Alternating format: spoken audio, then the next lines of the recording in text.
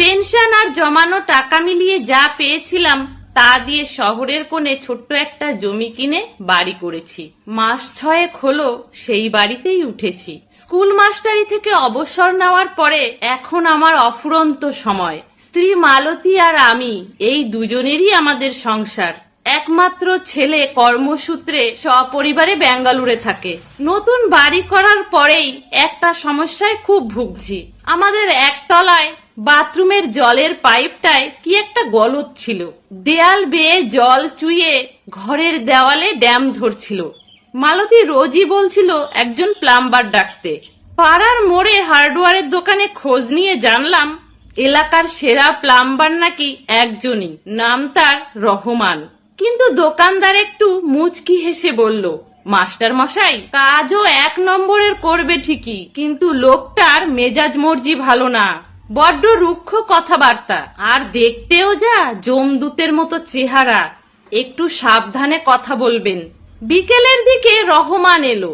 দোকানদারের কথাই ঠিক, লোকটার রোদে পড়া তামাটে গায়ের রং, জোড়া ভুরু, বা চোখের নিচে একটা কাটার দাগ, কোনো ভদ্রতার বালাই নেই, চিবুকে জড়ানো একটা গামছা। এসেই খসখসে গলায় বলল, কই, কোথায় লিকে যাচ্ছে? মালতী তো ওকে দেখেই ভয়ে রান্নাঘরের দিকে চলে গেল।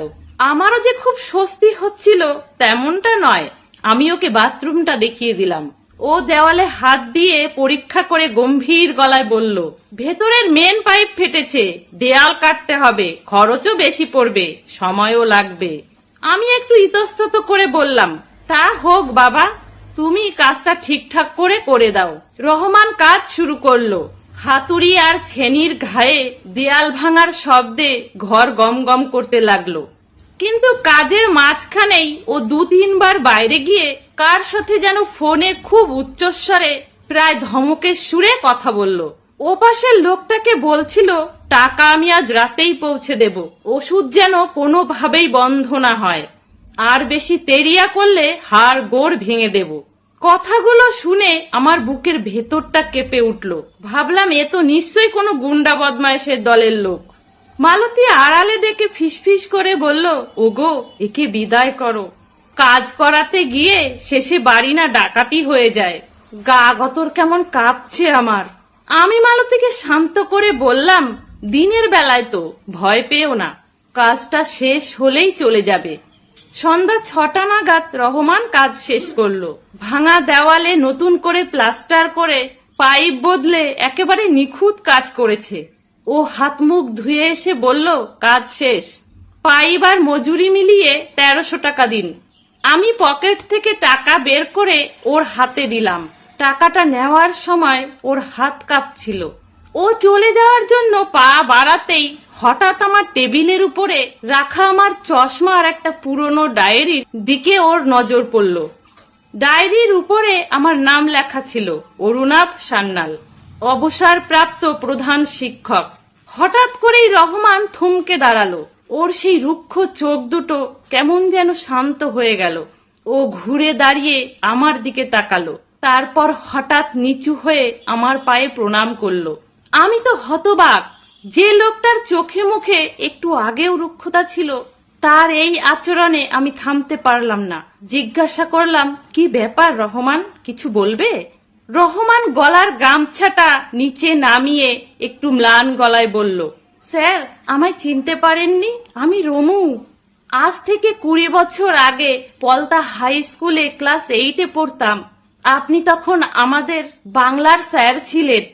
রমু নামটা শুনতেই আমার স্মৃতির পুরনো পাতাগুলি উল্টে গেল। হ্যাঁ, মনে পড়েছে, ক্লাসের সবচেয়ে অবাধ্য বাকবেঞ্চার ছেলে ছিল রমু। পড়া করতো না, খালি মারপিট করতো, আর এক মাথা কোকড়া চুল নিয়ে ঘুরে বেড়াতো। আমি ওকে একদিন খুব মেরেছিলাম, একটা ছেলেকে মারধর করার জন্য। আমি অবাক হয়ে বললাম, তুমি সেই রমু? কিন্তু তোমার মুখে এই কাটার দাগ?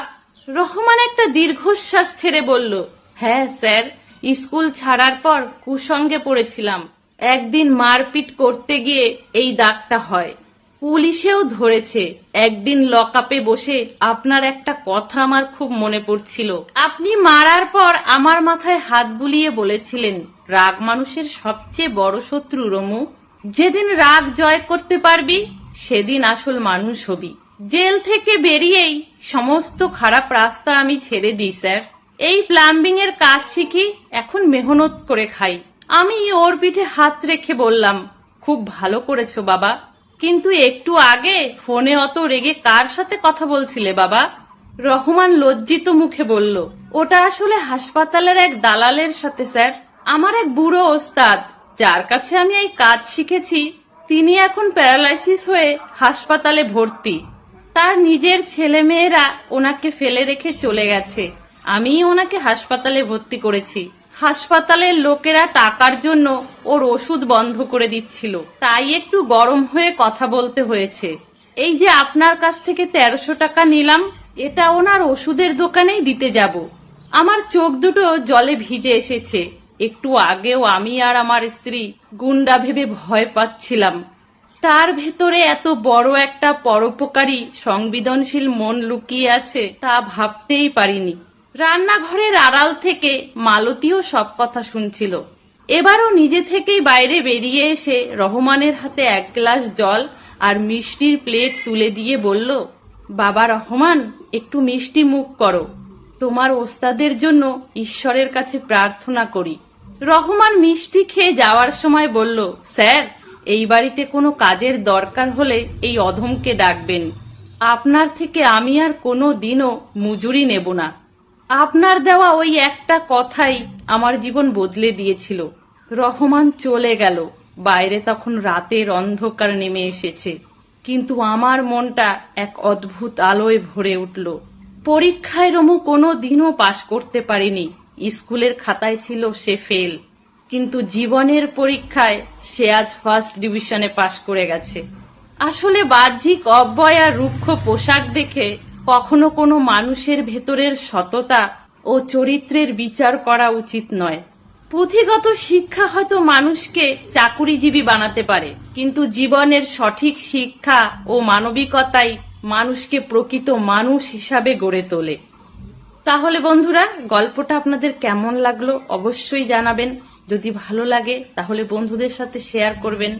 সকলে ভালো থাকবেন, সুস্থ থাকবেন।